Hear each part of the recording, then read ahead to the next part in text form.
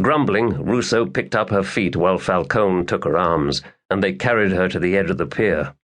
"Easy now," and she was in the water. "Come on, let's go get a drink." They walked back to the Lincoln, and a minute later they drove away. Neither of them noticed Katherine Johnson's purse, where it had fallen out of the car, in the shadows beside a packing case. The following morning at 6 o'clock, rain drove in across the East River, rattling the windows of the old precinct house. Harry Parker, brought out of bed only an hour before, drank coffee from a machine and made a face as a woman detective sergeant named Helen Abruzzi came in. "This is disgusting," Parker told her. "Reminds me of why I switched to tea." "Okay, what have we got?" "This kid is called Charlene Wilson. She was working a strip bar not far from here." "And doing business on the side?" "I'm afraid so." "What happened?" "A man called Paul Moody took her home. When we found her, she'd been raped orally, half strangled, her wrists tied." Parker frowned. "That sounds like those 2 murders in Battery Park." "That's what I thought, Captain. And that's why I phoned you to come here. Charlene got away because he got drunk and fell asleep, and she managed to loosen her hands."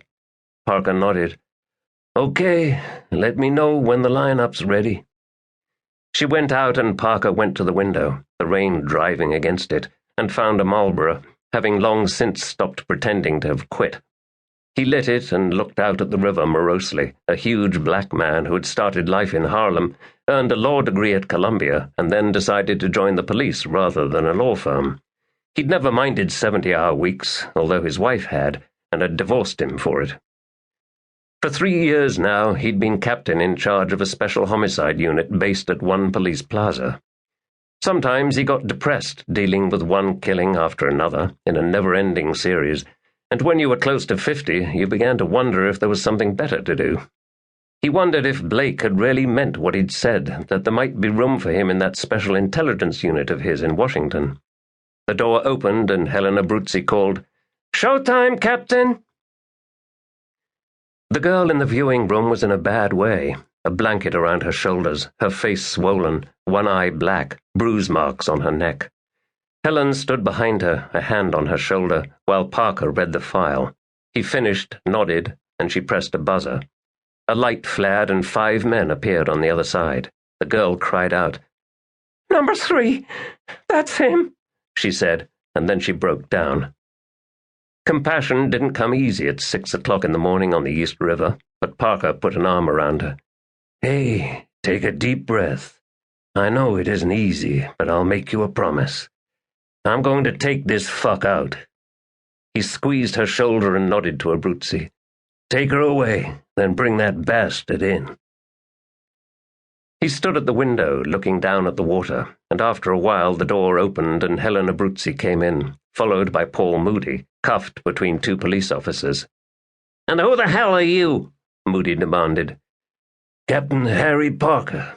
Sergeant Abruzzi's got quite a list of charges against you, Moody, beginning with aggravated sexual assault." "Hey, the bitch wanted it. She was into sadomasochism, all kinds of stuff. I mean, I was shocked, man." "I'm sure you were, and I was forgetting physical assault on a minor." There was silence. Moody said, "What's this minor crap?" "Didn't Sergeant Abruzzi tell you? The girl, Charlene Wilson, was 15 2 weeks ago." Moody's face paled. "Now look, I didn't know that."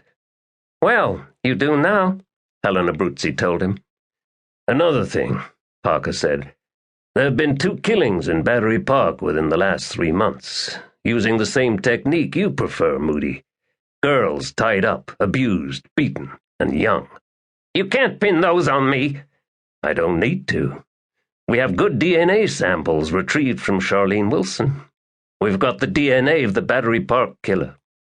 I'd bet my pension we'll have a match." "Fuck you, nigger bastard!" Moody lunged at him and the 2 officers restrained him. Parker said, "Why, Paul, you should conserve your energy. You're going to need it to keep you going for the next 40 years in prison." He nodded to the officers. "Get this piece of shit out of here."